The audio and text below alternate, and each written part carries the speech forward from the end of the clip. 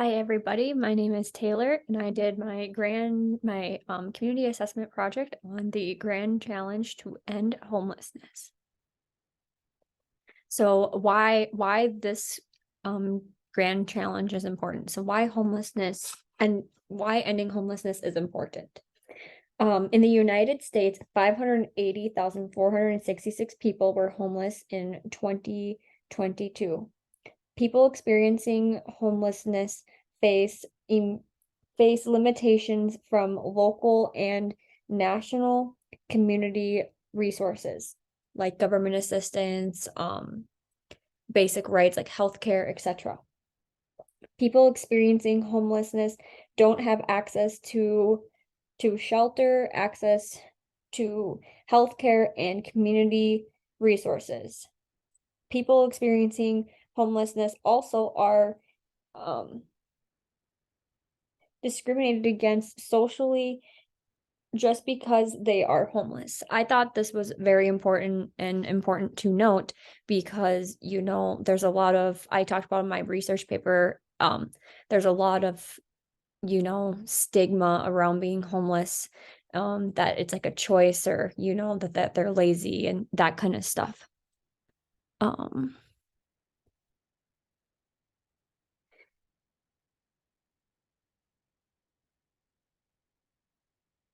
why this is important to the social work profession.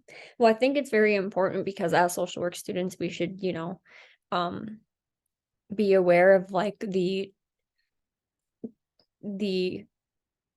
issues in today's society and like all the grand challenges are important and we should be addressing them through our work.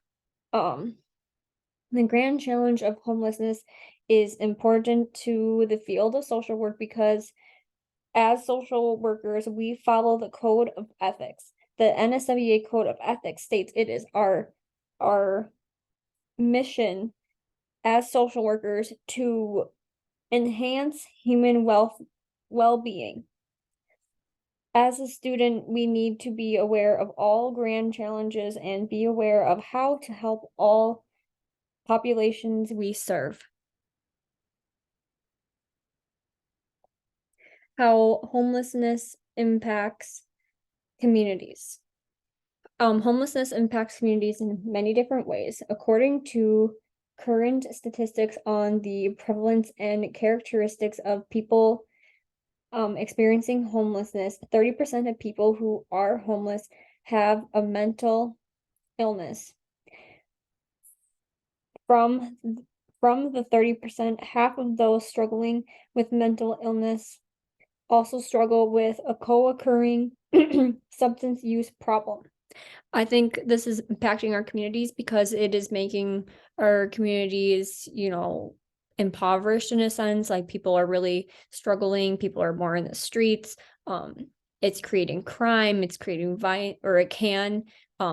People don't have any help, they can't get any help.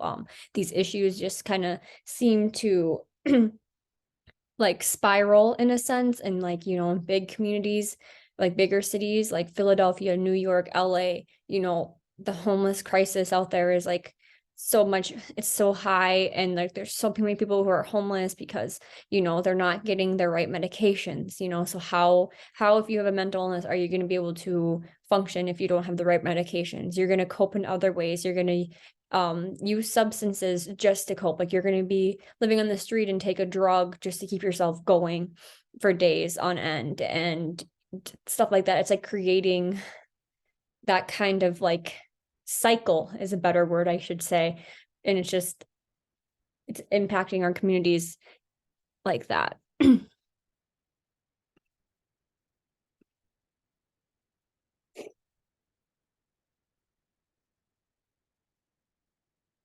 So, community assessment project. My community assessment was done on the um correlation of mental illness and homelessness in my community, looking at how a person's mental illness impacts all aspects of a person's life, like housing, work, daily living skills, etc. What resources in my community are available to the population?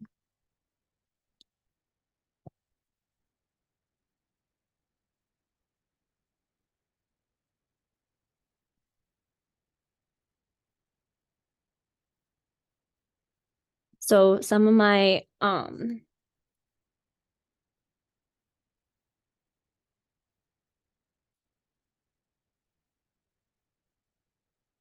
on.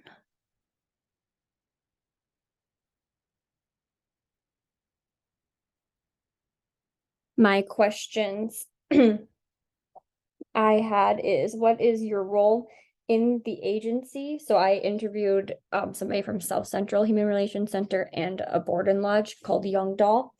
What are some resources your agency offers to people in your community? How effective do you think your services are to the community? Are there any resources you know of that you wish your agency offers for the homeless population? Is there anything Owatonna should have to help end homelessness?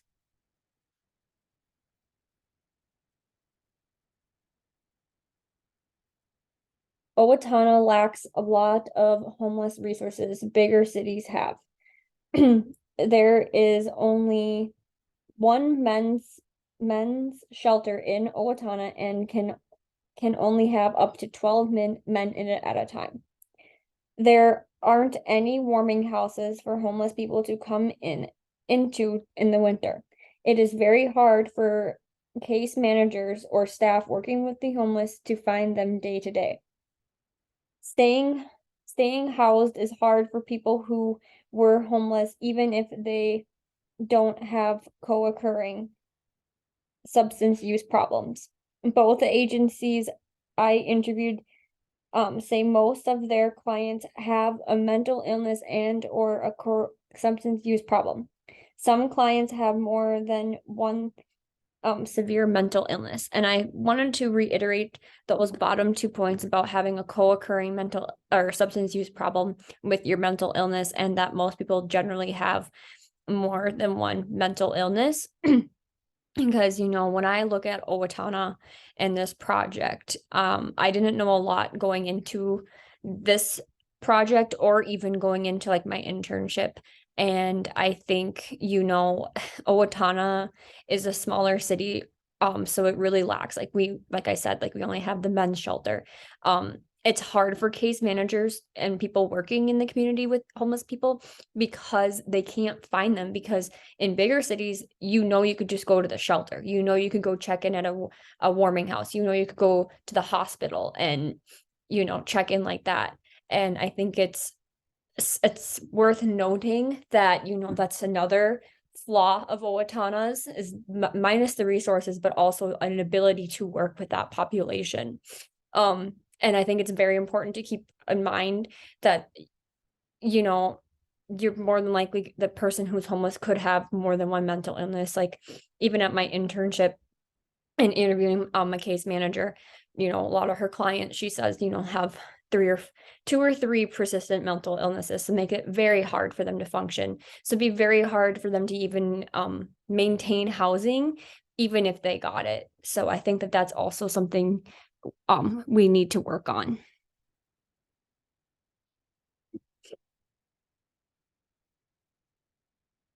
Key findings. South Central and the Board and Lodge offer a few services that help people who were homeless find housing and learn daily living skills that that might not have learned while being homeless. So ARMS, ACT, supportive housing, community engagement. Both agencies are aimed to keep people housed and promote independence.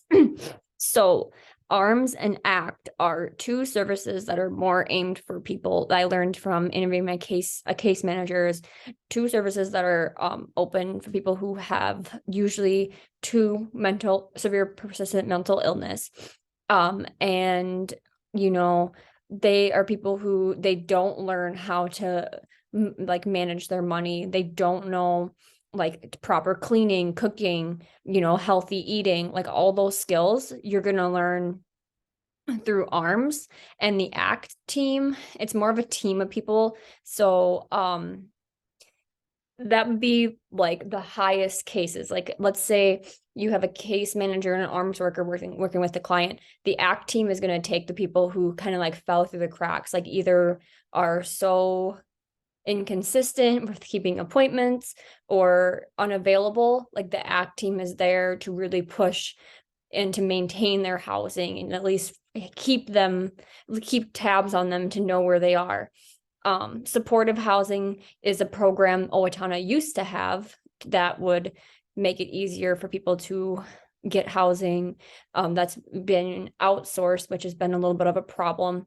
But both of these, Youngdahl and South Central, aim to promote your independence. So like I kind of think about in this instance, and from my interviews with them, I could definitely tell that they really hone in on the skills that somebody needs, but also kind of hone in on a person's strengths. So I kind of think of like motivational interviewing and stuff like that we kind of learn, and like interventions that we have been learning in school. They kind of apply it in the community, and they're really the front line of making those differences.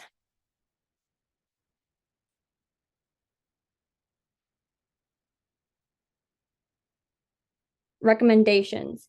We should advocate for more supportive housing programs, focus on living skills for people who do have housing so they don't lose it. We need to work on putting services in place that help those struggling with mental illness. Make it known what services your community offers. Make it known what services your community offers, because I've lived in Owatonna my whole entire life, and I've interned almost a year, and I didn't know all the services that are offered in my whole county, or what the county people do, like at MN Prairie.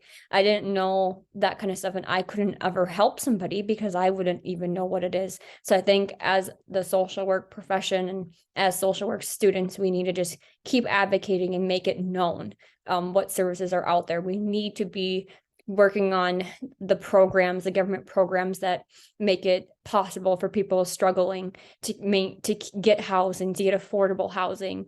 We need to focus on not just getting housing, but maintaining housing is probably the key, because people can be off and on homeless.